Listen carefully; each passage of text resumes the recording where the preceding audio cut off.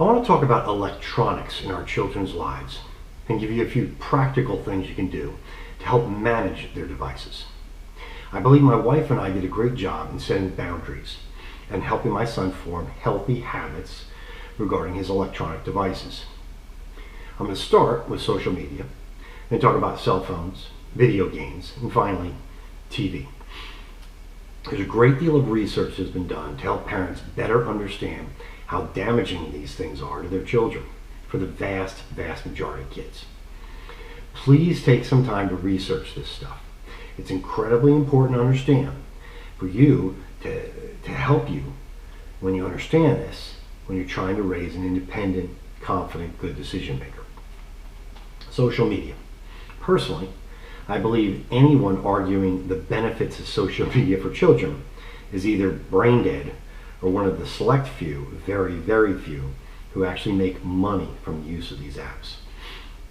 The truth is, the negatives far outweigh any perceived benefits of using social media. Any reasonable person knows that to be a fact, but most of us just don't want to deal with it. Most parents ignore it until it becomes a problem. I'm going to use cigarettes, smoking, to help you understand social media and its impact on our kids. In the 1950s, smoking cigarettes was all the rage. It was cool to smoke and good for you. Doctors in advertisements back then actually stated that smoking was beneficial to you. Smoking would help keep women slim. Have a sore throat? Smoke a Lucky Strike for relief. By the 1950s, smoking had been gaining popularity for over 30 years, but the medical research was starting to clearly show that smoking was not a healthy habit. The companies that manufactured cigarettes had to counter what they considered dubious medical research. They had to counter that with claims of their own. Smoking is good for you, they said. Trust us. It wouldn't be until the year 2000, 50 years later, that Big Tobacco lost their first major lawsuit to the tune of $51 million. In 2006, the Supreme Court ruled on the issue and paved the way for the end of Big Tobacco lying to us. It wasn't until 2017 that Big Tobacco finally had to admit publicly with ad campaigns that smoking was bad for you. It took almost 70 years for the companies that benefited from selling cigarettes to be forced to admit they sold death to millions, that they knew it was unhealthy and had lied about it for decades. Now, why am I going on about Big Tobacco? Well, I hope it's clear. How many years will it take for big tech and social media companies to be forced to come clean about the damaging impact of their products? I'm not sure if there's a single legitimate study on social media that has come to the conclusion that social media is good for kids. Just like the cigarette companies, big tech knows that social media is a disaster for our kids, but they are going to continue to deny and purposely confuse the issues for as long as they can to keep your kids hooked on their drugs. I believe every sane person in the world understands that children and social media are a toxic mix. There are mostly only bad things that result from your child being active on social media. Many of the founders of social media companies have publicly stated that they don't let their own kids use social media. Do the research yourself. If you Google tech moguls limit their own kids' technology use, you'll be surprised at the number of hits you get. These insiders blatantly admit that their platforms were designed to be addictive. Don't let your child become a victim of big tech. Please, say no to social media. Keep them off it as long as humanly possible. You'll be glad you did. Later in this video, I'm going to give you a way to do just that. Cell phones. My son got his first smartphone in the 8th grade. Yes, it's possible to wait that long. And please, don't make the ridiculous argument that giving a child a phone earlier in their life is for their safety. During middle and elementary and middle school, your child is very likely never far from some form of adult supervision. There are cell phones everywhere if they need to call you. They don't need their own. I'm utterly shocked every time I see a child of 2 years of age or even younger playing on a cell phone. I'm sorry, but I have to say it. This is lazy parenting. These children are being damaged. These parents are literally purposefully encouraging their children to become addicts to the technology at the most vulnerable time in their young lives.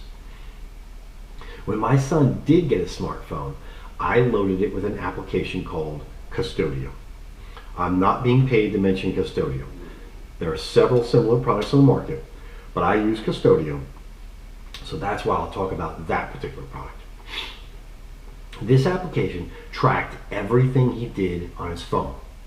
I loaded it at the start of the summer vacation before entering the 9th grade and waited 1 month to show him what he had been doing. It shocked all of us.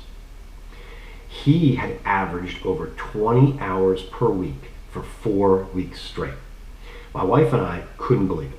He couldn't believe it. After that first month, I did what Custodio allowed me to do. I set time limits per day for total phone usage. Not just on the total phone usage, but on individual applications on the phone. Limited his time he could do things with certain things on it. Custodio also allowed me to shut down the phone between 9 p.m. and 7 a.m. No late night phone silliness, no texts, no nothing. Just a useless block of plastic and metal all night. The phone would not turn on, all phone usage controlled by my wife and me. Custodio helped my son form good habits regarding his phone. Remember, one of your biggest jobs is to help teach your child good habits, habits that will last a lifetime.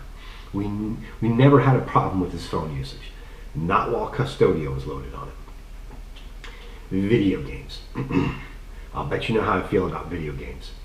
Our household never owned a video game console. That's right, no video game systems in our home ever from the time my son was born or the time he left for college. No Nintendo, no Xbox, no PlayStation, nothing. Yes, that is possible. My family is proof of it. Video games, like social media, result in wasting the time of your growing child. They contribute to a sedentary lifestyle and diminish your child's social development. Benefits? Please. You know that's ridiculous. There are no real benefits to a child playing video games.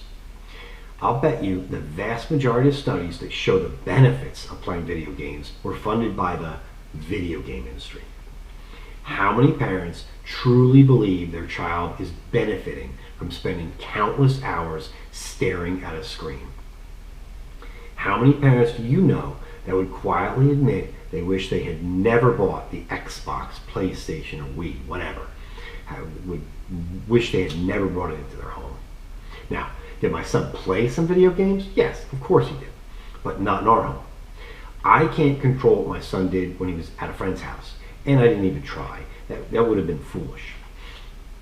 Obviously, there are games that could be played on a phone, a tablet, laptop, computer. Your goal as the parent should be to drastically limit their opportunity to play, which will drastically reduce the time they spend playing these games.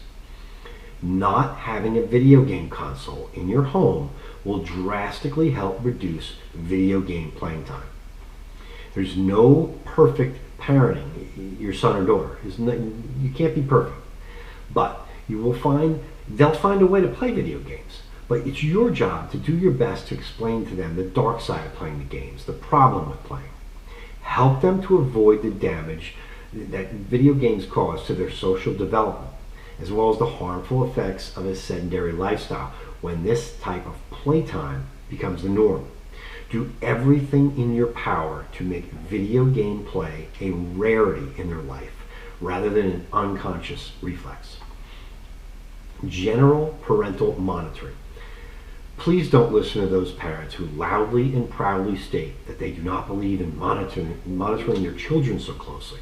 These parents believe, wrongly in my opinion, that they cannot develop mutual trust with their child without giving them as much freedom as possible. The brain of a growing child is not fully formed. I've mentioned this in an early video. The brain is not done growing until the early to mid-20s. And the last part of the brain to finish developing, it's the part that controls the higher functions of the brain. What are the higher functions? Those that relate to abstract thinking and reasoning.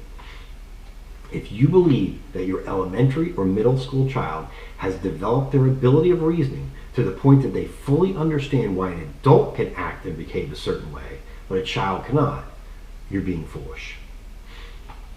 I've talked about Custodio and how valuable that was to both limit my son's use of his phone and computer and to help him form good habits when it came to his use of those devices. Now, let me introduce you to Bob. Bob is a TV time management tool. Again, I'm not being paid for this. Plug your TV into Bob and your child requires a password to turn on the TV. I set Bob to 45 minutes a day when my son was very young. That meant that when I gave my son that day's password to turn on the TV, Bob turned it off after 45 minutes. I can't tell you how many times I laughed out loud when the TV turned off right in the middle of the show my son was watching. It was always funny to me. Now for my son, not so much. He had to learn to schedule his 45 minutes of time if he wanted to watch something specific. It was also very educational for him to see how quickly 45 minutes of TV watching passed by. You know, I can't tell you how many times I heard, "There's no way that was 45 minutes. Sorry, clocks don't lie, son." It's impossible for a parent to manage their children's TV time without a tool like Bob. Custodio and Bob were two tools that were critical in limiting my son's access to screens. There's no practical way a parent alone can monitor their children's screen time without using tools like Bob and Custodio. Being involved in your child's life is the only way to know who they spend their time with, the environments where they hang out, and their online activities. This is obviously much easier to do when your child is 5 years old than when they're 15. Many studies conclude that kids actually prefer strict guidelines and rules imposed by their parents. First, self-control is not commonplace for the average child, not so much for adults either. Second, parental rules are often used by kids to explain to their friends why they can't do something. It's basically a justifiable excuse, often readily accepted by their friends. My parents said no, and I don't want to get in trouble. Sorry, guys. Being the bad guy in your child's life actually ends up with you being the good guy. Help your child stay within the boundaries of proper behavior by making those boundaries clear and consistent. Tools like Custodio and Bob make electronic boundaries very clear. Consider their whining and complaining as just part of the process, something they are genetically wired to do, even though they know the boundaries set by you are both expected and reasonable. Raising an independent, confident, good decision maker oftentimes requires you as the parent to lay down the law, to be the bad guy. But in the long run, your children will thank you for it. Thanks for listening.